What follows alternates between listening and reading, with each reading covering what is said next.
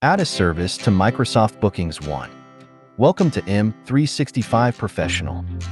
Microsoft Bookings allows you to define your service offerings so customers can select the services and staff members they want for their appointment. From your dashboard, select Services, then add New Service. On the Basic Details page, enter a name for your service, as well as other optional details such as a description, location, duration, and price. On the Availability Options page, you have the option to toggle off the default scheduling policy and customize the new services time increments and minimum and maximum lead times.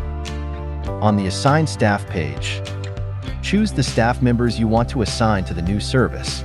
On the Custom Fields page, choose what customer information is required when making an appointment. Custom fields can also be added, as well as questions you'd like the customer to answer when booking. Finally, on the Reminders and Notifications page, add any additional information you want your customer to receive once they've scheduled their appointment, and decide whether you want the new service to appear on your booking page. When you're done, select Save Changes. Your new service has been created. Thanks for watching. Don't forget to subscribe. M365 Professional.